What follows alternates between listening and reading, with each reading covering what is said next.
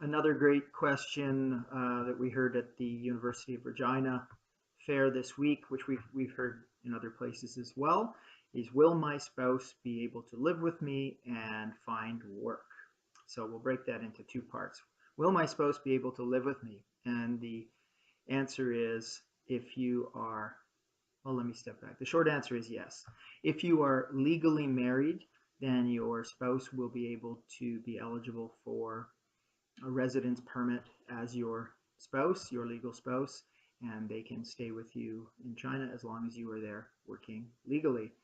If your spouse is not legally married, the Chinese do not recognize common law marriage, then your spouse could apply for the 10-year tourist visa.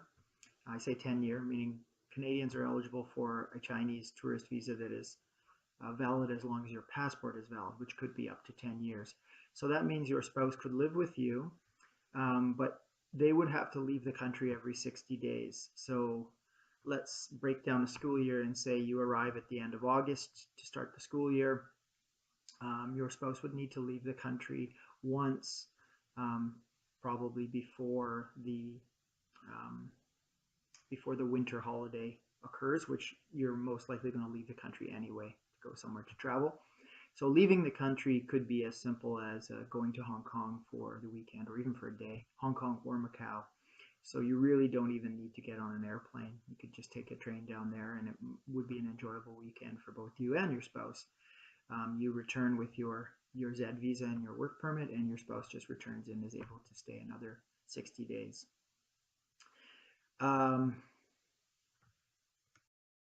Second part of the question was, is your spouse able to find work? So, is your spouse a teacher? If they're a certified teacher, then in all likelihood, we've already found work for them. If they are not a teacher, then it really depends on their credentials. If they have a bachelor's degree and would be interested in teaching ESL, English as a second language, then our recommendation would be for them to apply for, or sorry, to take a TESOL certificate. That's teaching English to speakers of other languages. And that's a certificate that could be done at your local university or college or even online. There are many people offering a TESOL certificate online. And with a bachelor's degree and a TESOL certificate, as long as they have sort of 2 years of some kind of teaching related experience, they would be eligible for a working permit as well and would have no problem finding employment as an ESL teacher locally in whatever city you're working for. There's always schools and academies and whoever looking for work, looking for teachers rather. If, however, your spouse does not have a bachelor's degree and isn't eligible to get a work permit, there are always people looking for sort of private tutoring for their children or even themselves or casual sort of ESL informal classes around town.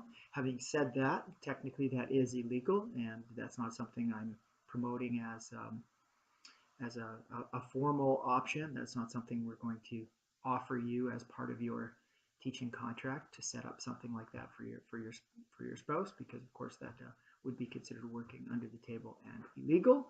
Having said that, that's something that is quite common, and that would be a decision for your spouse and yourself to make. I hope that helps answer the question. I should add one more thing. If your spouse is a professional in some other field like nursing or engineering or whatever else, you might be wondering if it's possible for them to find employment in their field in China. And I think the short answer is it is possible, but it's unlikely and difficult. I do have a friend and colleague who is a nurse, and she did find employment working in an international clinic while her husband was a teacher and a school administrator. But it's easier said than done. So if you were in a big city or near a big city, it may be possible, but you would be responsible for looking for those opportunities yourselves. Hope that helps.